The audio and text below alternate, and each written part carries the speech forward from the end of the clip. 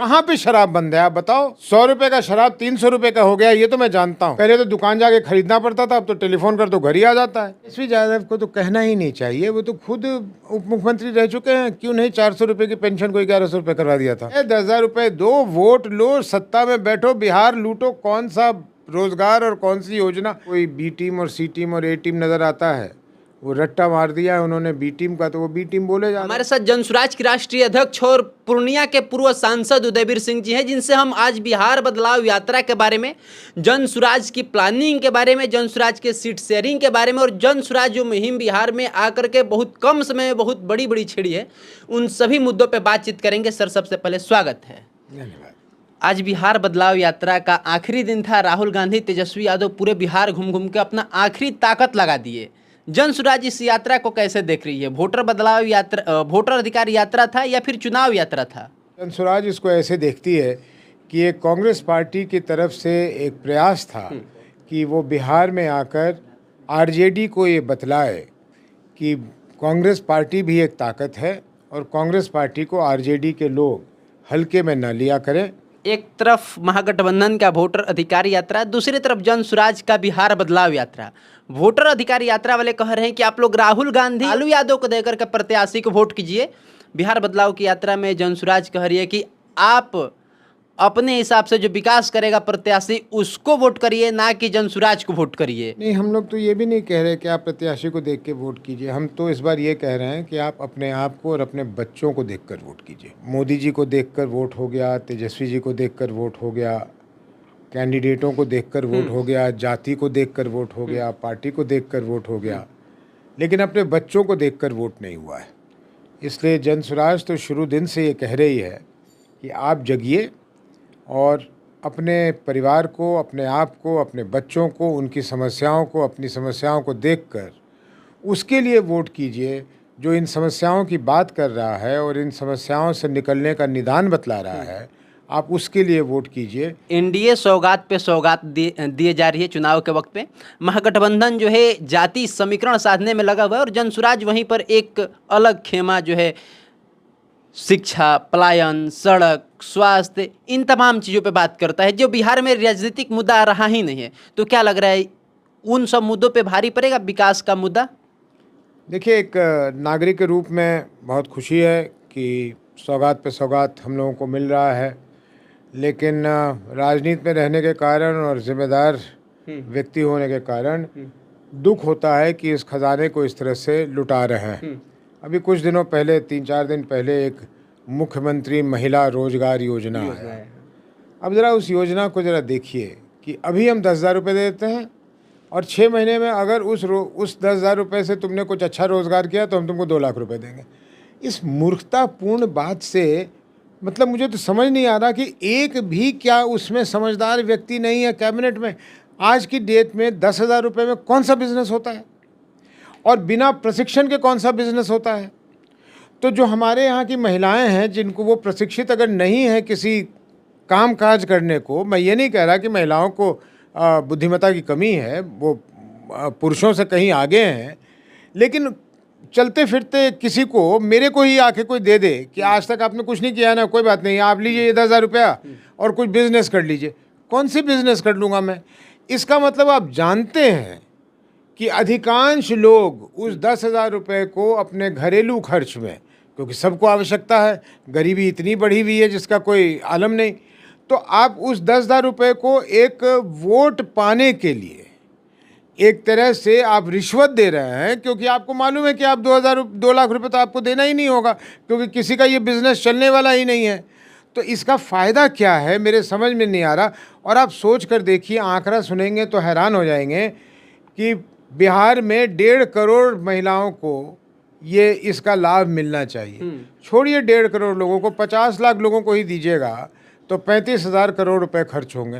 कहाँ से लाएंगे नीतीश जी और इनकी सरकार 35,000 करोड़ रुपए? मतलब डाटालेस, कोई इनको मतलब ही नहीं है किसी चीज़ से भी। कोई इनको मालूम है कि भाई ये तो 2 महीने के लिए है, 10,000 रुपये दो, वोट लो, सत्ता में बैठो, बिहार लूटो। कौन सा रोजगार और कौन सी योजना? मतलब बिल्कुल दिशाहीन, तंत्रहीन, तंत्रविहीन व्यवस्था चल रही है, तंत्रविहीन सरकार चल रहा है। भ्रष्टाचार में डूबे हुए हैं लोग। लेकिन इसमें जनसुराज को तो घाटा हो जाएगा ना, क्योंकि नीतीश कुमार जी तो सौगात दे रहे हैं महिलाओं के लिए, युवाओं के लिए, बुजुर्गों के लिए, बिजली फ्री। हम बहुत खुश हैं कि हमारे दबाव में आकर ये बिहार के लोगों को मिल रहा है। यही बात तो तेजस्वी यादव कह रहे हैं कि हमारे दबाव में नीतीश जी कर रहे हैं, उनके पास तो कोई विजन ही नहीं है। तेजस्वी यादव को तो कहना ही नहीं चाहिए, वो तो खुद उप मुख्यमंत्री रह चुके हैं। क्यों नहीं 400 रुपये की पेंशन को 1100 रुपये करवा दिया था। और वो कह रहे हैं कि मैंने 5 लाख नौकरियां दी हैं, और जनसुराज कहे जा रही है कि भाई उन 5 लाख लोगों का सूची तो प्रकाशित कर दीजिए, हम भी तो देख लें कौन से 5 लाख लोगों को नौकरी मिली है। 23.25 लाख तो पूरे तरह से एम्प्लॉई हैं सरकार के। 5 लाख कौन से एम्प्लॉय को दे दिया तेजस्वी जी ने? दे दिया है तो बड़ी खुशी की बात है भाई, प्रकाशित कर दीजिए। वो कोई सीक्रेट थोड़ी है कि किसको नौकरी मिली है। इसलिए हम लोग खुश हैं, लेकिन हम लोग ये भी जानते हैं हम लोग को नुकसान नहीं होने वाला है कि जिनको 10,000 रुपये प्राप्त होगा वो 10,000 रुपये बड़ी खुशी से रखेंगे, लेकिन वोट वो वहीं देंगे जहां उनको देना है। इसलिए हम लोगों को इससे कोई डर नहीं। आपके चैम्बर में अंबेडकर साहब दिखे, और तेजस्वी यादव का ये आरोप रहता है कि आप लोग अंबेडकर जी के फोटो अपने सभी झंडा और सभी जगहों पे यूज करके राजनीति कर रहे हैं, ताकि जो निचली जातियां हैं, जो दलित महादलित हैं, उनकी वोट ले सकें। यूज़ कर रहे हैं तो बिल्कुल यूज़ कर रहे हैं। अंबेडकर जी को यूज़ कर रहे हैं, गांधी जी को यूज़ कर रहे हैं, अच्छे लोगों को यूज़ कर रहे हैं। इसमें हमें कहाँ परहेज़ है?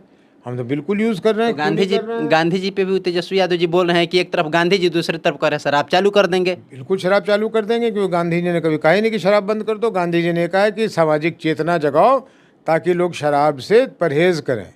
और शराबबंदी खोलने का कहाँ सवाल उठता है, मुझे ये समझ में अभी तक नहीं आ रहा है। हमने कहा है कि हम खोल देंगे, लेकिन क्या चीज़ खोल देंगे? जो चीज़ बंद हो उसको तो खोल देंगे। कहाँ पे शराब बंद है आप बताओ? 100 रुपये का शराब 300 रुपये का हो गया, ये तो मैं जानता हूँ। पहले तो दुकान जाके खरीदना पड़ता था, अब तो टेलीफोन कर तो घर ही आ जाता है। तो महिलाओं जिनको ये बचा रहे थे, तो वो पहले 100 रुपये के लिए लड़ती थी अपने पति से कि तुम 100 रुपये बर्बाद कराए हो शराब पर। आज वो लड़ रहे हैं कि तुम 300 रुपये बर्बाद कराए हो शराब पर, क्योंकि शराब पीने वाले ने तो शराब छोड़ा ही नहीं, लेकिन 100 के बदले वो 300 खर्च रहा है। और इन्होंने उल जलूल कानून बनाकर हज़ारों लोगों को जेल में बंद किया हुआ है। और जेल में किसको बंद किया हुआ है? जेल में उसको बंद किया हुआ है जो आर्थिक रूप से सबसे कमज़ोर है।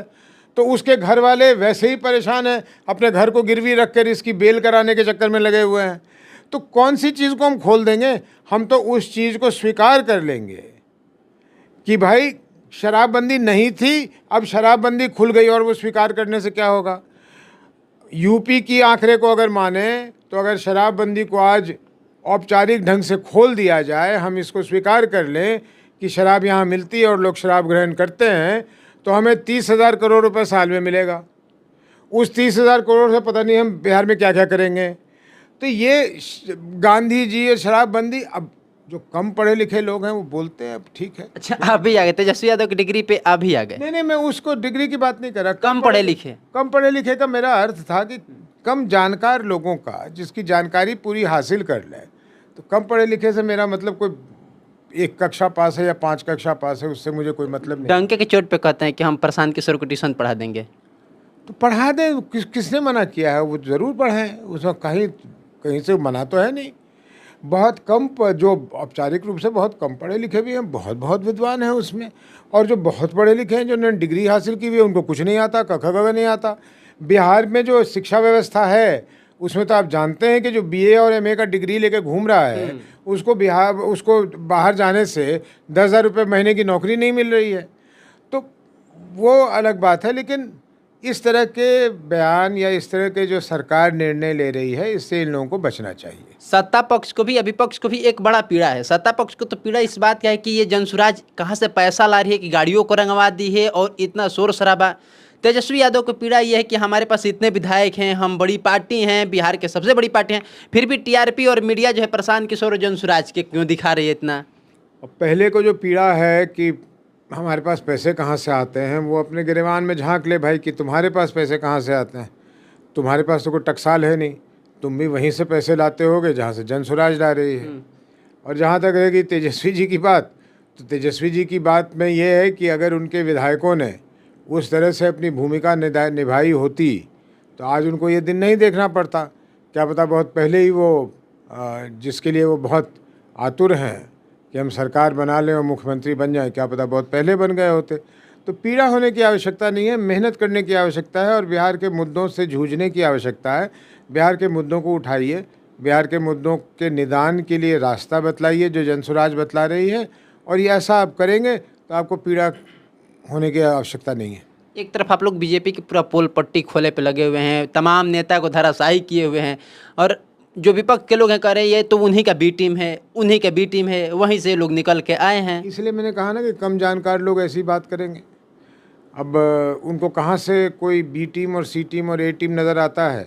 वो रट्टा मार दिया है उन्होंने बी टीम का, तो वो बी टीम बोले जा रहे हैं, तो इसका कोई अर्थ है नहीं। हम इसका उत्तर भी नहीं देना चाहते, मतलब बिल्कुल ही बेकार की बात है। और सिर्फ हम बीजेपी को नहीं कह रहे हैं, अभी तो हम बीजेपी को कहा है, लेकिन अशोक चौधरी जी तो